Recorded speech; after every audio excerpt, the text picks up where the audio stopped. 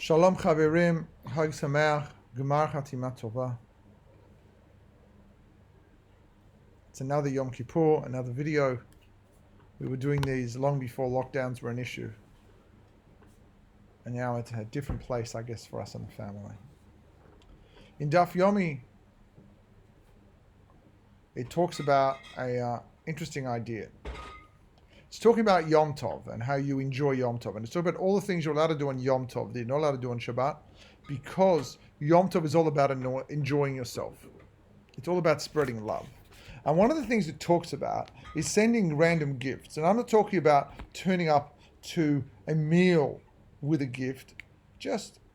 I found this in my house. I literally found this bottle or this picture or this book, and I want to send it to my friend, to my relative, to just someone who I know will appreciate it. And it's trying to ask, what is it you're not allowed to send? And there's an argument about things that you would never use on Yom Tov and whether you can send them or not.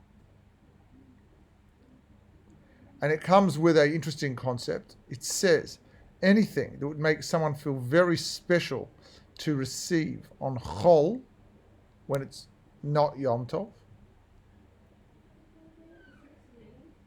can be sent on Yom Tov, even though they may not use it. It even gets to the point where it talks about sending items of food that would only be enjoyed by the animals of your friend.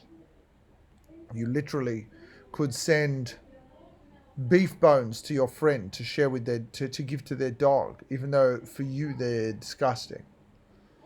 And the whole concept is that there's an amazing pleasure by sharing with others.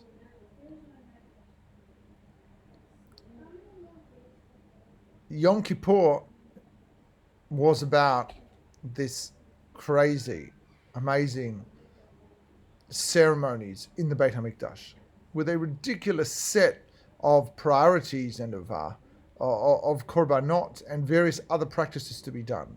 Very, very intense schedule. We don't have them anymore.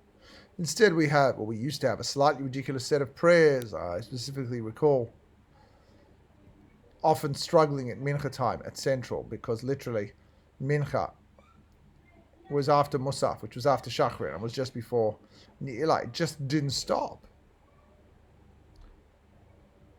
And yet, what do we do? Well, not only has even Central changed that they normally used to have it put in a break between Musaf and Mincha, but what about when you're not even going to shul? So last year was the first ever Yom Kippur I didn't go to shul. So if we don't have a Beit HaMikdash where they're doing that whole ceremony, and we're not going to shul, what do we have? What do we have that's left? I was very struck by it a number of years ago. Daf Yomi on Yom Kippur was in Gemara Chagiga. The Daf Yomi I was quoting was from Daf Yud Dawud and Daf Ted Vav of Beitza. So Chagiga is coming up, but not for another 6 or 7 months. It's 8 months. In Chagiga it says, I believe on Daf Ted or Daf Yud, it talks about what you have in the Beit HaMikdash. You have the shulchan and you have the mizbeach. And it says, B'zman Beit HaMikdash yesh ha-mizbeach. The only thing you have to perform a kapara is the shulchan. What shulchan? It's referring to the table in your house, that you have guests over for Shabbat and Yom Tov, and you give them food. And that is literally lahavdil, the korbanot you are giving. And what do we do when we can't go to shul? And it's Yom Kippur. Someone can't even enjoy some food treats I sent them yesterday, they may have been able to do so for Rosh Hashanah. So you go back into it, the concept that something is permitted because it warms your heart, because it makes you happy.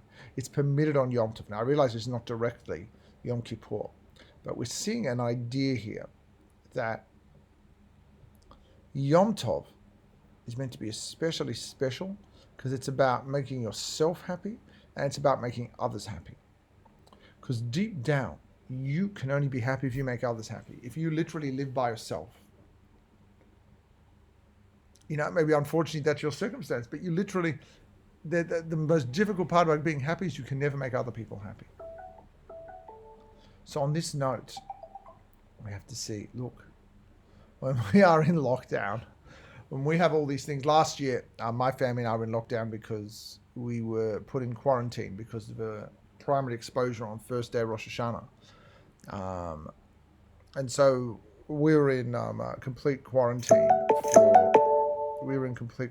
for Yom Kippur. And we stayed by ourselves the whole time. And we were in quarantine until, about 10 in the morning on first day Sukkot. And we worked out, how can we do things for other people? Because that's what makes you feel good. That's what really gives you, let's call this happiness. So on this, I've seen what a lot of you have been doing to try and do things for other people in lockdown.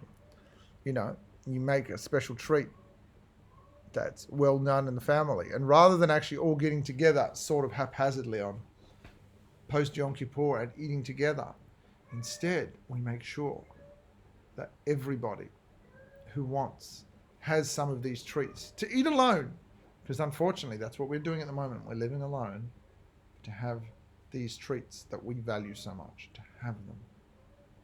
That's critical for us. It's critical for you. This is the kapara we have, and we learn to an extent not rely on others. Okay, maybe you're relying on someone who makes better kifli than you, but we're not relying on a Kohen Gadol to bring a whole bunch of korbanot for us.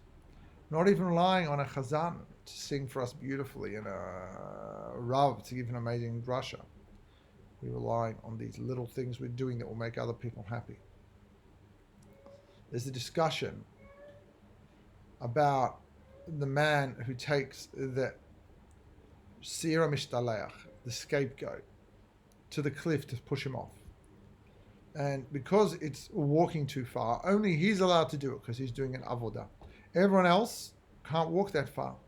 But they don't let him walk alone. And in advance, there are a set of little huts set up at an appropriate distance apart. And the person from each hut walks a distance from the hut and waits for this man who's carrying the goat to get to them, and then walks with them past their hut to the point where they meet someone from the next hut. And this individual is never alone, yet he's the only person who walks this far, all the way out to the desert to throw the goat over the cliff. And it says in the Mishnah, at every hut that he walks by, the guy says, "Hey, look here, I've got bread, I've got water, I have coffee, I have Diet Coke, I have kifli, I have everything you need. Kugelov, it's all here." So it says in the Gemara, what's the point? It's Yom Kippur. You tell him you have champagne, tell him you have foie gras, tell him you have cheeseburgers. It doesn't matter. It's Yom Kippur. That doesn't matter what you say you have. It doesn't matter that you say you have turosh or peanut butter sandwiches. And the Gemara says, "Eino domeh mishe yesh pat b'salo lemishe eino pat b'salo." It's not the same someone who has bread in their basket to someone who doesn't have bread in their basket. This individual who has the job on Yom Kippur to carry or drag the goat all the way out to the cliff, every time he passes the hut, the guy says, "Yeah, I've got plenty of food. I've got exactly what you want here. No problem. I've got it. Gefilte fish, we got it here." Because the guy feels good knowing it's there. So when you supply some treat, some fanciful, familiar, nostalgic food to someone who's going to be fasting before the fast, because you have to give it to them before the fast because you're not going to see them after the fast. We're in lockdown. And they have it there sitting on their kitchen table, pantry, fridge, wherever it is, the 25 hours of the fast. They fast better, they feel better. Not just because they have Walker's shortbread or whatever it is that's special, the treat that you got for them. It's because it was got for them by somebody who loves them by someone who made a point of saying, I know this person loves that. I know this person. It's special to them. I know it because so many times after Yom Kippur I was there when they said, oh yeah, I know we've got all of this, but I would like a peanut butter sandwich. When they eat those kifli, those kulalof, that gefilte fish, that peanut butter sandwich, they don't just get the food they love, they get the love they need. And knowing that is, in a way, much more powerful than the amazing avodah of the Kohen Gadol, than the amazing service of the Chazan and the Rav and all the other people in shul. This is the gift that was talked about in Daf Yomi. The amazing feeling it gives people to be connected to other people doing the same thing as them. And that's all we have now. We don't have korbanot. We don't even have a chazan and shul. All we have are the gifts that people sent us to enjoy. Not just to have food after Yom Kippur, but having them and the love they bring us keeps us so steady over Yom Kippur. And so when you want to work out how to make yourself a better person over Yom Kippur, yes, perhaps look at the things you did you're not so proud of and maybe you shouldn't have done. But also think of the things you're going to do so that when you see people, they're going to remember the lovely things you did for them. That should inspire you to have the K'tiva v'chatima tova we need to get through, and so that next Yom Kippur will be boring. And we'll be back sitting in shul, wondering when it's going to finish. And we'll be arguing with each other at a fast-breaking meal, at the boring way it's meant to be, but only really appreciating it because of the gifts we gave this year. Hag Sameach. I love you all.